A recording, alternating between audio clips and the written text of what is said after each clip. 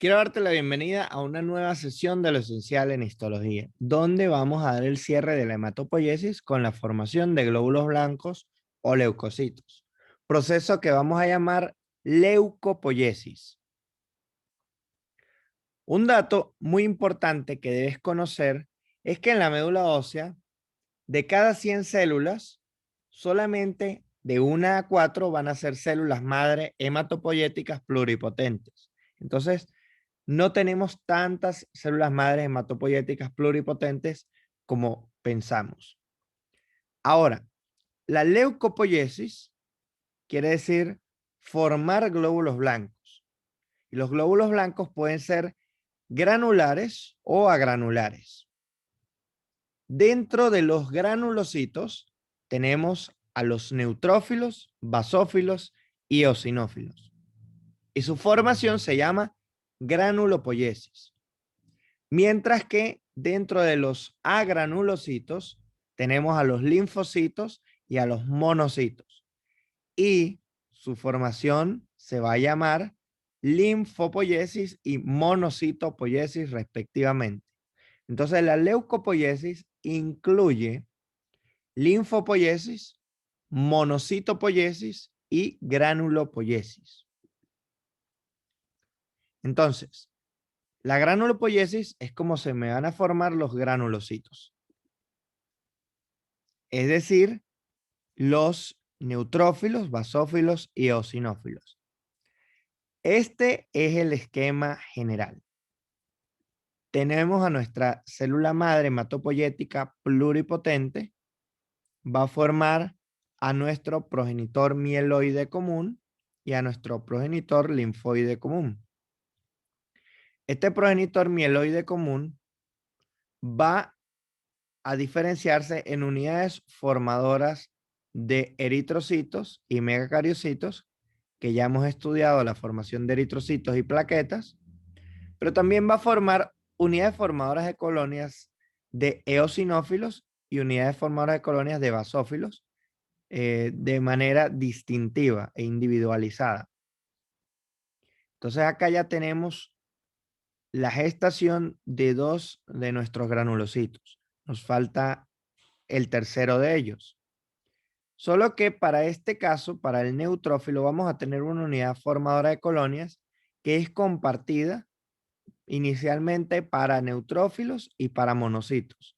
Y luego esta unidad formadora de colonias forma unidades formadoras de colonias específicas para el granulocito neutrófilo o unidades formadoras de colonias para nuestra célula agranular de tipo monocito.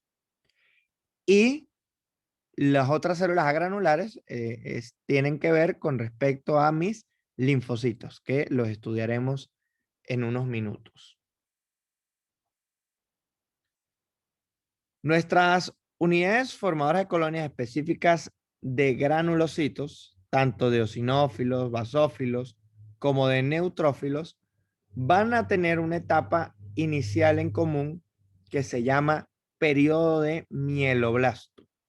Entonces, el primer periodo es de mieloblasto. Luego, debemos comprender que no es que a partir de un mieloblasto se me pueden formar los tres tipos de granulocitos.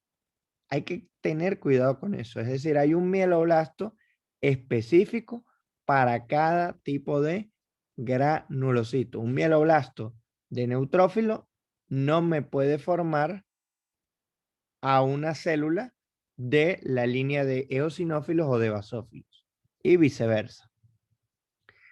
Entonces, de mieloblasto pasamos a promielocitos, de promielocitos a mielocitos, de mielocitos a metamielocitos y finalmente para la línea de eosinófilos y basófilos, desde la etapa de metamielocitos, la célula va a madurar hacia basófilo y eosinófilo. Sin embargo, por la línea de neutrófilos, atravesamos después de la etapa de metamielocito un periodo que le vamos a llamar periodo de callado o de células en banda, que básicamente son neutrófilos inmaduros. Y estas células en banda van a diferenciarse, a madurar hacia nuestros neutrófilos y así nos quedan nuestros granulocitos. Entonces, el periodo de células encallado o banda es exclusivo de nuestro neutrófilo y no hace vida en la formación de basófilos y eosinófilos. Otro aspecto importante es que en la etapa de metamielocito es donde yo voy a poder discriminar de forma más temprana, esta célula me va a formar un neutrófilo o un eosinófilo o un basófilo. Antes de la etapa de metamielocito, yo no puedo saber qué célula se me va a formar o en qué célula va a madurar ese mieloblasto, ese promielocito o ese mielocito. Entonces, ya cuando estas células han madurado, pues las podemos identificar en un frotis de sangre periférica.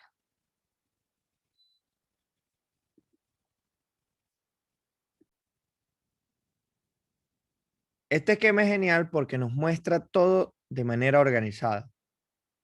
Primero vamos a tener a la hematopoiesis a nivel de médula ósea.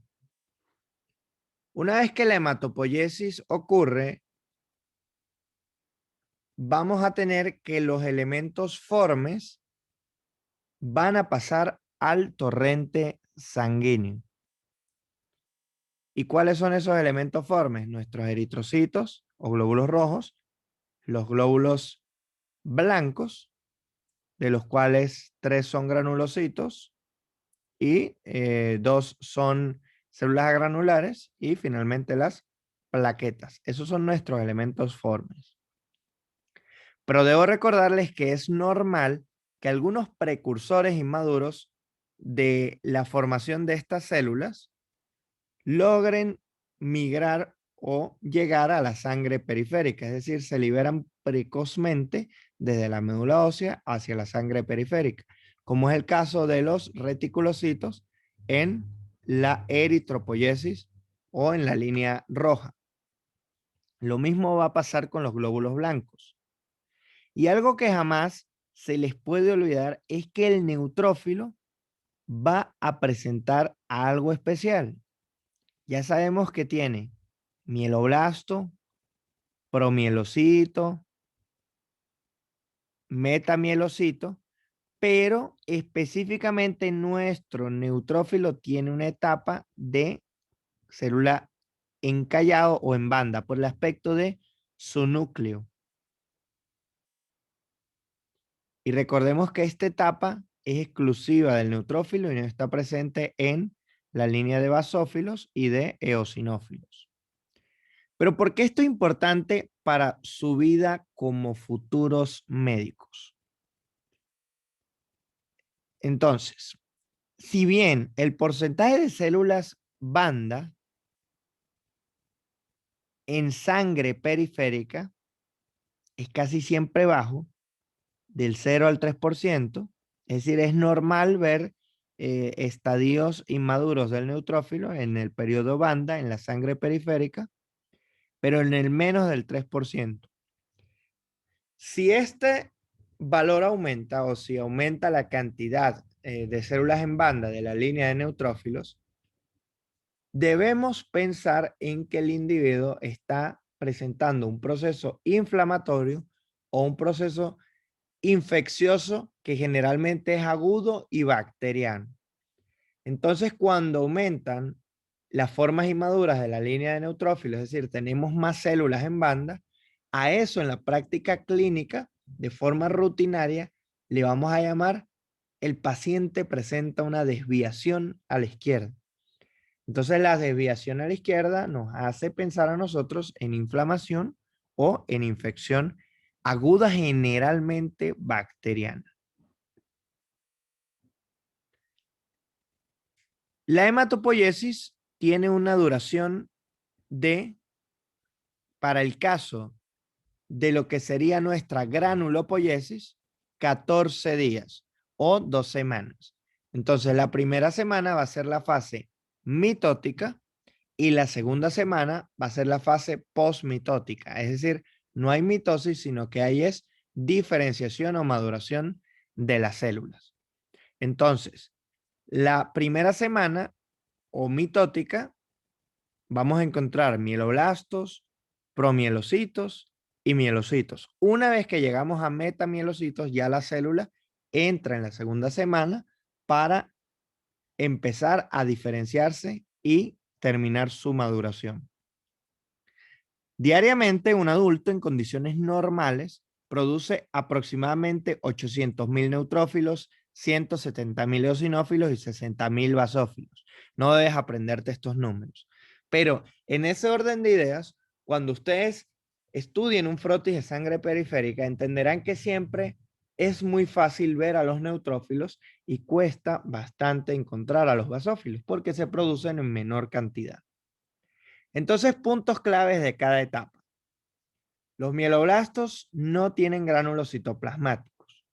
Una vez que pasan a ser promielocitos es porque comenzaron a producir de manera primordial gránulos. Y estos gránulos, como aparecen por primera vez, le vamos a llamar gránulos primarios o azurófilos. Y en la etapa de mielocito, la célula comienza a fabricar otro tipo de gránulos, que como aparecen de forma secundaria, le vamos a llamar gránulos secundarios o específicos. Y estos gránulos específicos van a ser propios de cada línea. Es decir, hay unos gránulos específicos de basófilo, unos gránulos específicos de eosinófilo y unos específicos de neutrófilos. Y su contenido, desde el punto de vista químico, es totalmente diferente. Y ya para la etapa de metamielocito, vamos a tener que la cantidad de gránulos secundarios es muy elevada y que ha disminuido la cantidad de gránulos primarios. Entonces tenemos muchos gránulos secundarios o específicos, lo que quiere decir que esta célula ya está dispuesta para madurar. Pero como esta es la etapa del cambio, la etapa meta, no solamente van a cambiar los gránulos en cantidad, sino que también el núcleo va a cambiar su morfología. En las etapas anteriores, mieloblasto, promielocito y mielocito, el núcleo es redondeado.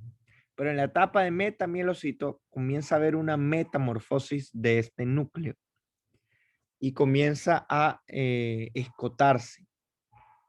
Y a partir de este esbozo, este escote inicial, se me van a formar posteriormente los núcleos de tanto mis basófilos, eosinófilos y neutrófilos, que son totalmente diferentes. Y este aspecto lo vamos a estudiar con más detalle en el tema de sangre.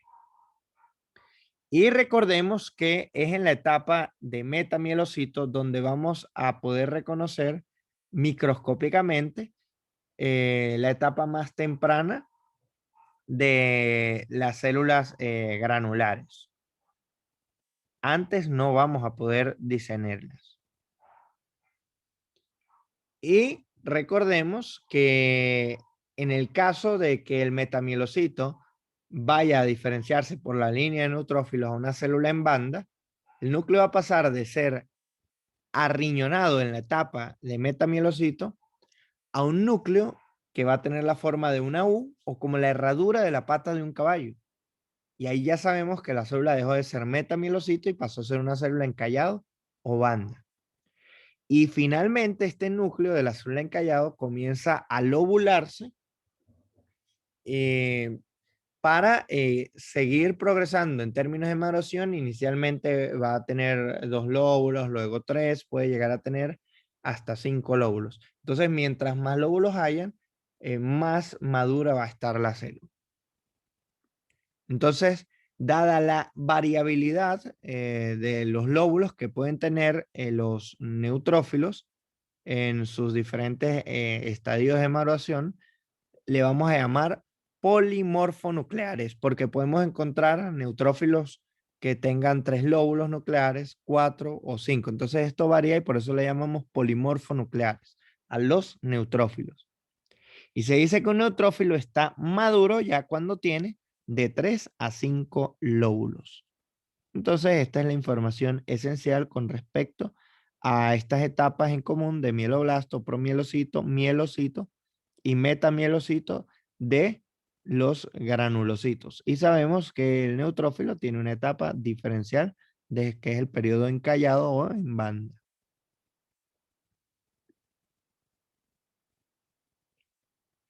Entonces, ¿qué es lo que va a pasar con los neutrófilos en específico? Veamos que ellos se producen en la médula ósea. Repasemos.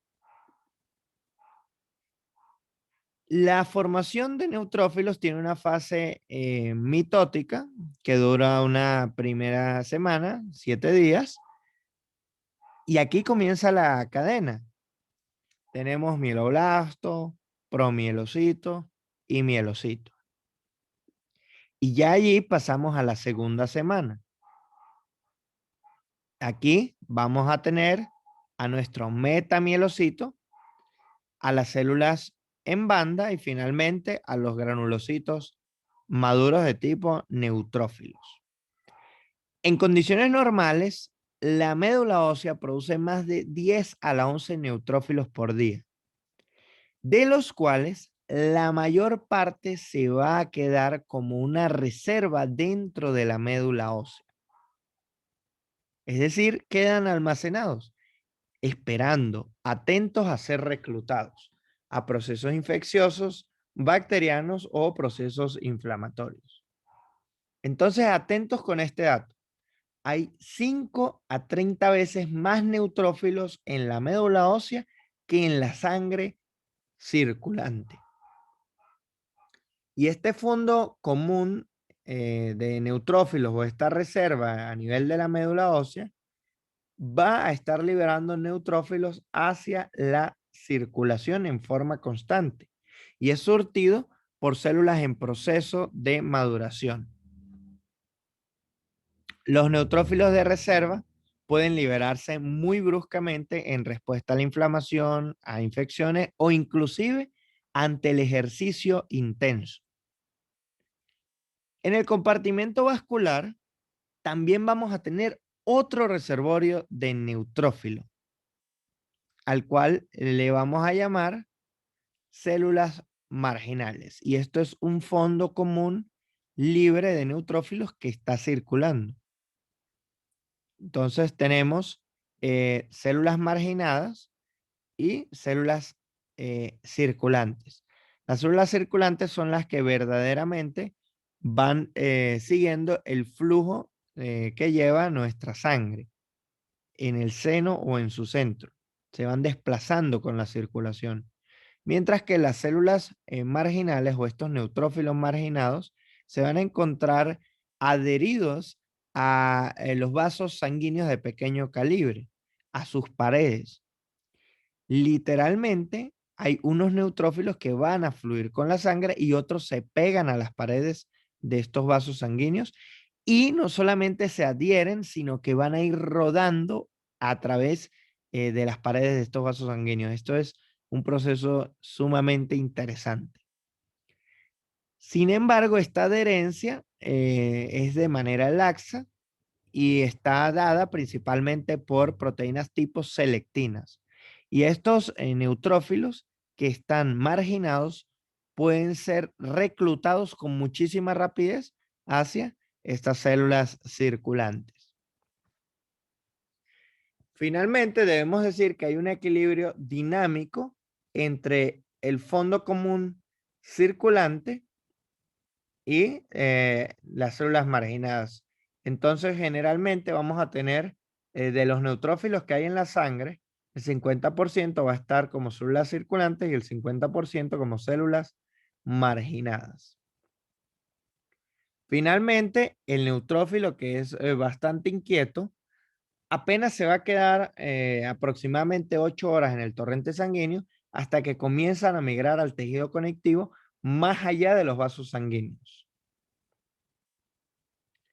Este es el esquema del ROS. Nos muestra otro aspecto interesante. Existe un precursor común de basófilos y de mastocitos. Depende de los factores que regulen este proceso, vamos a tener una línea o la otra. La cuestión es que el basófilo va con destino hacia el torrente sanguíneo, mientras que el mastocito se dirige hacia el tejido conectivo más allá de los vasos sanguíneos. Este es el aspecto de nuestro mastocito. Y un aspecto bastante interesante que tienen estas células en común, mastocitos y basófilos, es el contenido de sus gránulos citoplasmáticos, que, por citar uno de ellos, encontramos a la histamina, una sustancia que se encarga de participar en las reacciones alérgicas e inflamatorias. Esta es la tabla resumen. Acá se las dejo para que la revisen con más detalle. Lo importante de ella es que vean que a medida que la célula se va diferenciando, tiene más gránulos secundarios y menos gránulos primarios. Entonces, las etapas más tempranas tienen muchos gránulos primarios y poco secundarios, y a medida que la célula se diferencia, empieza a acumular gránulos secundarios,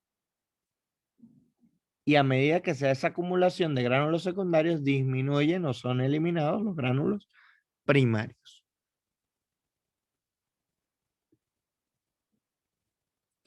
Ahora que ya vimos a los granulocitos, nos quedan los glóbulos blancos o leucocitos agranulares, es decir, monocitos y linfocitos. Comencemos con la monocitopoiesis. Y aquí el fabuloso esquema. Ahora vemos que el progenitor mieloide común forma a la unidad formadora de colonia de granulocitos neutrófilos y de monocitos.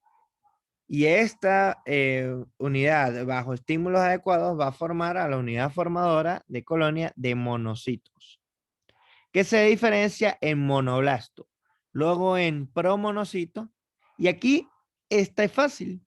Miren, como un Ferrari pasa directamente saltándose todas estas etapas que vimos en la granulocitopoiesis para formar de promonocito a monocito. Entonces llega directamente hasta esta etapa y esto es genial, es más rápido. La duración en promedio de la formación de los monocitos es de 2 días, se forman muy rápido. Realmente la médula ósea adulta puede producir más de 10 a la 11 monocitos por día. Digamos que se demoran 2 días en formarse hasta que ya tenemos a nuestro monocito, pasan a la sangre para circular en ella, y una vez que están dentro del vaso sanguíneo, estos son pocos pacientes y al cabo de 8 horas aproximadamente salen de los vasos sanguíneos migrando hacia los tejidos conectivos extravasculares para diferenciarse en macrófagos.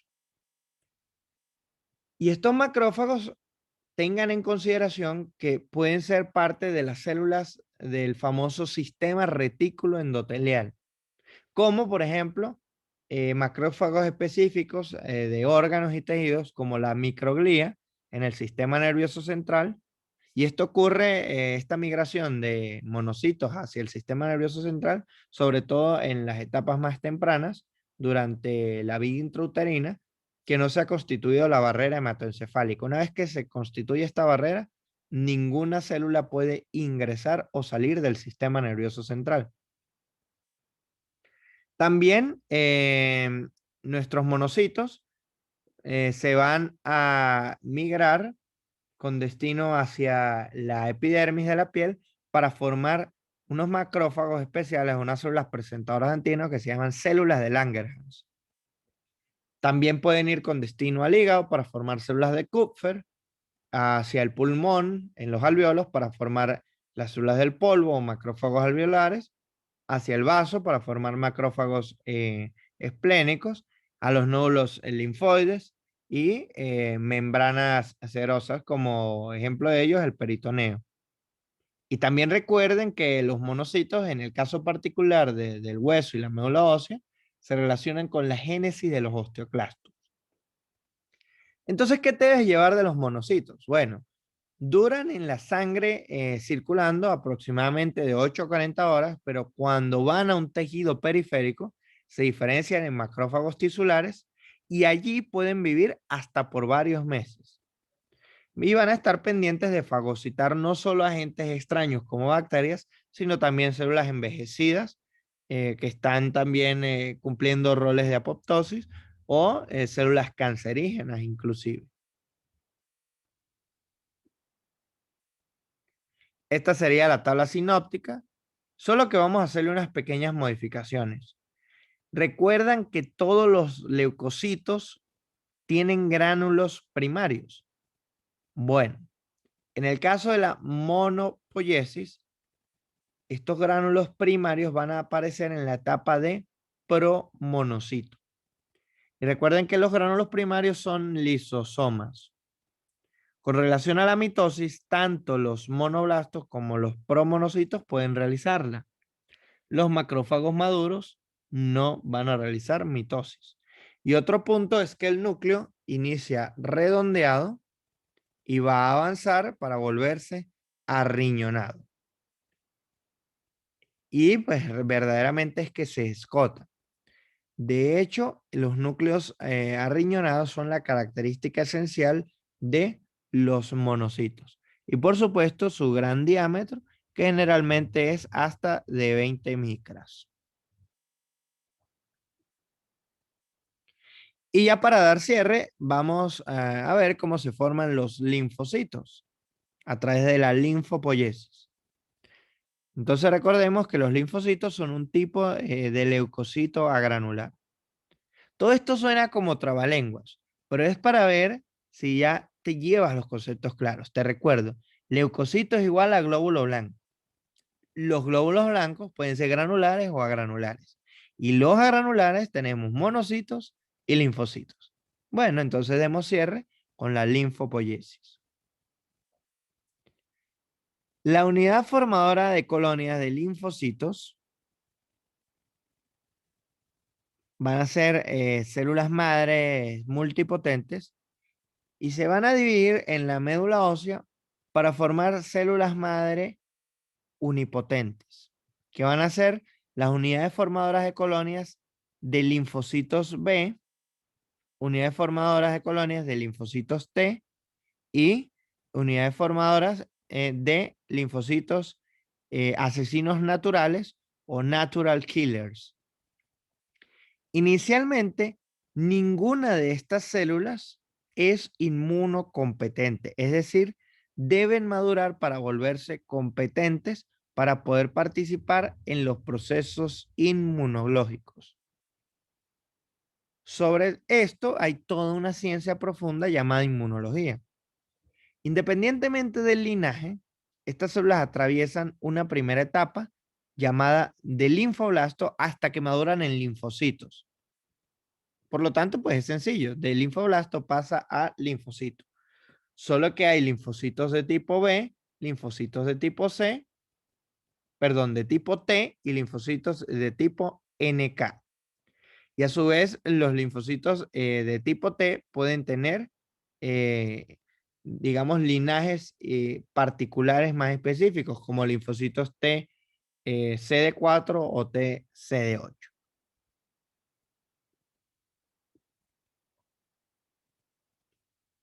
Ahora vamos a sentar las bases para hablar sobre el sistema inmunológico, por lo cual te agradeceré que cuando comiences a estudiar el tejido y los órganos linfoides, vuelvas a este segmento específico de la linfopoiesis. Entiéndase que los órganos linfoides primarios o centrales son los sitios donde se forman y entrenan los linfocitos, mientras que los órganos linfoides secundarios son los sitios donde estos linfocitos van a llevar a cabo las respuestas inmunológicas. Entonces, en mis órganos linfoides primarios, los linfocitos se vuelven competentes y en los secundarios están listos para demostrar su competencia. Las respuestas inmunitarias o inmunológicas pueden ser celulares o pueden ser humorales. Las que son mediadas por células van a ser llamadas respuestas celulares y son llevadas a cabo principalmente por linfocitos de tipo T, mientras que las respuestas humorales son llevadas a cabo principalmente por linfocitos de tipo B, produciendo anticuerpos o inmunoglobulinas, los cuales pues, pueden ser fabricados tanto por linfocitos B como por plasmocitos. Todo esto con la finalidad de destruir o detener a los antígenos presentes en agentes extraños para nuestro cuerpo. La célula madre linfoide se diferencia en unidad formadora de colonias de linfocitos B, de linfocitos NK y de linfocitos T, de las cuales, bueno, estos linfoblastos, específicamente los de linfocitos NK y de linfocitos B, se van a quedar en la médula ósea. Entonces estos linfoblastos se quedan en la médula ósea como centro linfoide primario. Mientras que los linfoblastos de linfocitos T migran hacia el timo. En el caso de las aves, la unidad formadora de colonias de linfocitos B migra hacia un divertículo en el cuello de las aves llamada bolsa de Fabricio o bursa de Fabricio. Y allí, en el caso de las aves, los linfocitos B se van a volver competentes. Pero en el caso de los seres humanos y otros mamíferos, no se habla de bursa de Fabricio, sino de órganos bursa equivalentes. Es decir, sitios equivalentes a la bolsa de Fabricio donde se puede llevar a cabo la maduración de los linfocitos B. Y este sitio es la médula ósea para los linfocitos B. Tomen en cuenta que el timo fabrica varios tipos de linfocitos T. Vamos a tener los linfocitos T ayudadores o T helpers, que son CD4 positivos. Tenemos los linfocitos T citotóxicos o CD8 positivos. Y tenemos a los linfocitos T reguladores. Y por otra parte, ya se nos forma también a nivel de médula ósea los linfocitos NK o natural killers. Finalmente, una vez que estas células se han vuelto competentes en los órganos linfoides primarios, es decir, nuestros linfoblastos, adquieren la madurez, es decir, a nivel de la médula ósea y en el timo, para el linfocito B y linfocito T respectivamente, van a salir hacia el torrente sanguíneo y se van a albergar en ganglios linfáticos, vasos, amígdalas, entre otros órganos que pueden participar en la respuesta inmunológica de forma activa y primaria. Siempre hay una relación entre la respuesta celular y humoral. Recuerden que la respuesta celular es medida por linfocitos T y la respuesta humoral por linfocitos B. Entonces, es importante tener en consideración que cuando se detecte un agente extraño o antígeno, pues los linfocitos T, tanto CD4, CD8 y reguladores, llevan a cabo esta respuesta celular, mientras que los linfocitos B se van a diferenciar en plasmocitos que van a secretar anticuerpos o inmunoglobulinas para neutralizar ese antígeno de ese agente extraño, que puede ser un microorganismo como una bacteria, como un verme o gusano, entre otros. Y a esto es lo que se le va a llamar respuesta humoral, que esencialmente es mediada por anticuerpos. Y esta sería la tabla sinóptica. Entiéndase que donde haya linfoblastos proliferativos o mitóticos, las regiones de esos órganos se van a ver basófilas tenues. ¿Por qué los núcleos de estos linfocitos iniciales o linfoblastos van a ser bastante grandes, pero van a ser eucromáticos, es decir, tienen la cromatina muy laxa. Mientras que los órganos, donde ya verdaderamente se ubiquen o se alojen linfocitos maduros, más bien estas regiones de esos órganos se van a ver intensamente basófilas o hipercromáticas, gracias a que ahora estas células tienen mucha heterocromatina y sus núcleos son pequeños. Y al igual que las demás células o glóbulos blancos, los linfocitos sí presentan gránulos primarios o azurófilos, aunque sean células agranulares. Con esto damos cierre al ciclo de sesiones sobre lo esencial en hematopoiesis. Muchas gracias por la atención prestada.